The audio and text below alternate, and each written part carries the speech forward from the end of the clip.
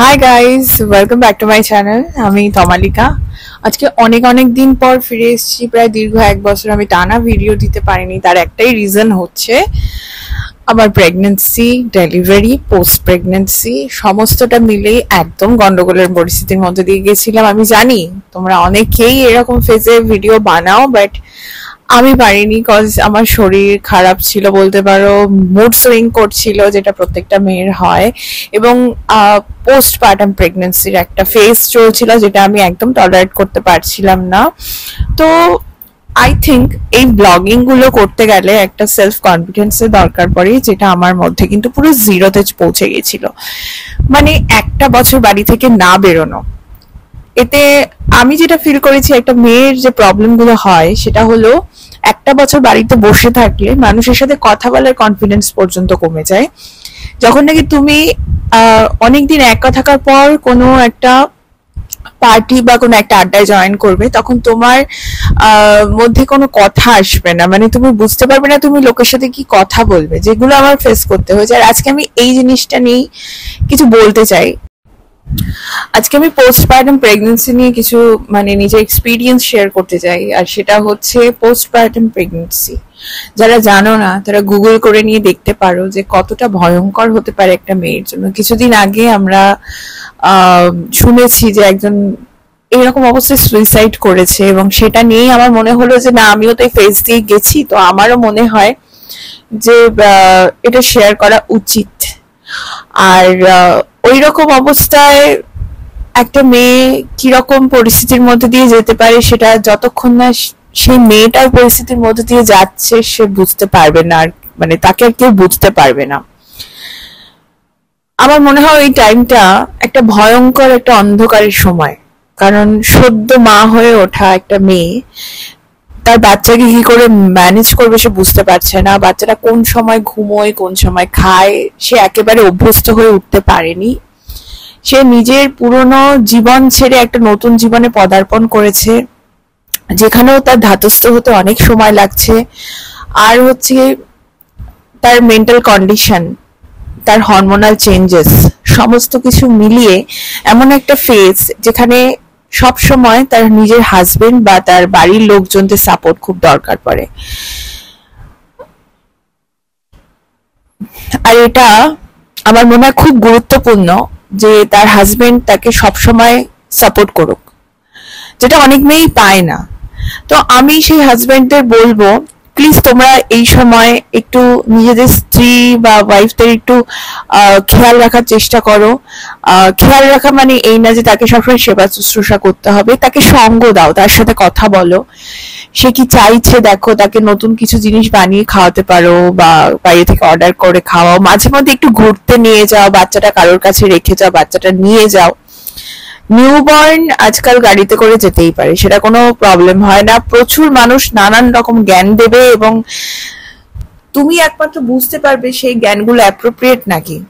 একটা মেজাজ এমন ভাবে ক্ষিপ্ত হয়ে থাকে তখন যে ওই জ্ঞানগুলো খুব খিটখিটে করে দেয় মানুষকে। এখন অনেকে বলতে পারো যে মা মাসিদের যুগে এই জিনিসটা হতো না কেন। আমি তাদেরকে একটা কথা বলবো যে মা মাসিরা কিন্তু বেরিয়ে অভ্যস্ত ছিল না, তাদের পুরো জগৎটাই ছিল ঘরের মধ্যে, এবং সেই ঘরের মধ্যে তারা এতটাই অভ্যস্ত হয়ে গেছিল যে আবার যখন হসপিটাল থেকে বা প্রসব করার পরে তারা ঘরে থাকতো, তাদের কাছে ব্যাপারটা কোনো ডিফারেন্স ছিল না, কারণ তাদের লাইফস্টাইলটাই ঘরের মধ্যে ছিল। কিন্তু আমরা এখনকার মেয়েরা, এখনকার জেনের মেয়েরা যারা বাইরে বেরিয়ে অভ্যস্ত, দিন রাত ছোটাছুটি করছি কাজের মধ্যে বা বন্ধুদের সাথে কোথাও আউটিং এ যাচ্ছি, তাদের জন্য হঠাৎ করে 1 বছর টানা বাড়িতে বসে থাকাটা কিন্তু মুখের কথা নয়, নট আ স্মল থিং। আমরা এটাকে একদমই লাইট ভাবে নেব না।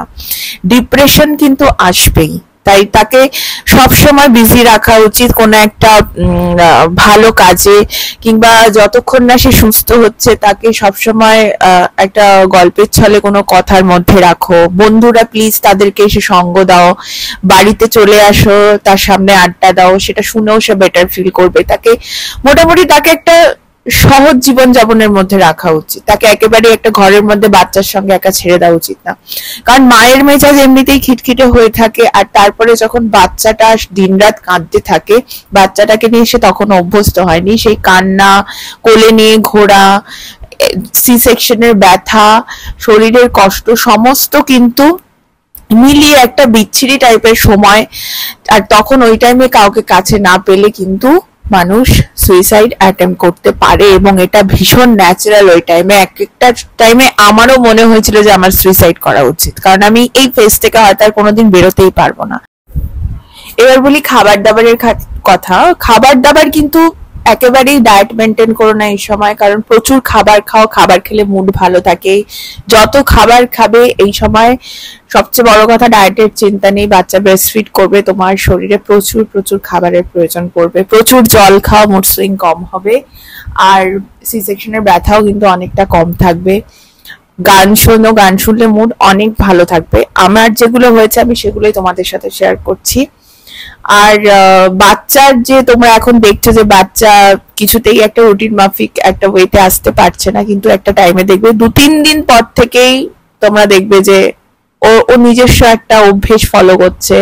দুপুরে ঘুমালে ঘুমটাও ঠিক করে চলে আসে, প্রত্যেকদিন ওই একই টাইমে ঘুমোতে চাইছে। তো যখন নাকি সাইকেলটা চেঞ্জেস মানে চলে আসবে না লাইফে, তখন দেখবে যে তুমিও অনেক কিছু করার টাইম পেয়ে যাচ্ছ, আর এটা তোমাকে করতে হবে। তুমি যতক্ষণ না বিছানা থেকে নেমে উঠে দাঁড়াতে পারছো ততক্ষণ কিন্তু তোমার কনফিডেন্স গ্রো করবে না। অনেকেই ভাবো যে না আমার দ্বারা কিছু হবে না, আমাকে বাচ্চার সঙ্গেই পড়ে থাকতে হবে। না, সবসময় চিন্তা করো যে বাচ্চাকে ঘুম পাড়িয়ে আমাকে এই টাইমটা কাজে লাগাতে হবে। অনেকে ভাবো যে আমি এই সময়টা ঘুমিয়ে নি, অবশ্যই ঘুমটা খুবই বড় দরকার, মানে ঘুমটা অবশ্যই দরকার। আমার যেমন মানে ঘুম আসলে আমি ঘুমোতে পারতাম না, খালি মনে হতো বাচ্চা কি করছে দেখি, বাচ্চা কি কাঁদছে নাকি, ওর কোনো প্রবলেম হচ্ছে নাকি। কিন্তু এই জিনিসগুলো মানে এই উত্তেজিত থাকা মানে মাইন্ডটা একটা টাইমে ঠান্ডা হয়ে যাবে, তখন মনে হবে না ঠিক আছে এটা খুব নর্মাল ব্যাপার, ও পাশে শুয়ে আছে, ও অ্যাক্টিভিটি করবে, এটাই স্বাভাবিক। ওর সময় ও ঘুমিয়ে পড়বে, খিদে পেলে কাঁদবে, তো খিদে না পেলে তখন মনে হবে যে আমাকে উঠে উঠে খাওয়াতে হবে। না, ও যখন নাকি মানে ওর খিদে পাবে তখন ও কাঁদবে, ও রেসপন্স করবে, আর তখনই তোমার ঘুম ভেঙে তোমায় খাওয়াতে হবে। তো তোমার এই টেন্স থাকার কোনো দরকার নেই যে আমাকে 2 ঘন্টা পর পর উঠে খাওয়াতে হবে, ওর খিদে পেয়ে গেল। ও তো মানুষ, ও খিদে পেলে ঠিক রেসপন্স করবে, তাই তোমার ঘুম ভাঙতে হবে না, এটা আমার মনে হয়। আমার বাচ্চাকে আমি সেভাবে মানুষ করছি, ও খুব সুন্দরভাবে ঘুমোচ্ছে রাত্রিবেলা, খাওয়া দাওয়া ঠিক টাইমে করছে, ভগবানের কৃপায় সুস্থ আছে। আর আমিও আমার আবার পুরোনো জীবনে অল্প অল্প করে ব্যাক করছি, এটাই আমার কাছে অনেক বড় ব্যাপার।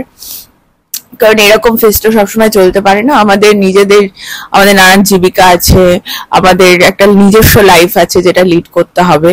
তো সবকিছু ব্যালেন্স করেই লাইফে চলতে হবে, এটাই লাইফ। তো আজকে আমি এইটুখানি বলবো, আবার কালকে অন্য কোনো টপিক নিয়ে আসবো যেগুলো আমি এক্সপিরিয়েন্স করেছি, আমার মনে হয় এগুলো শেয়ার করা খুব উচিত।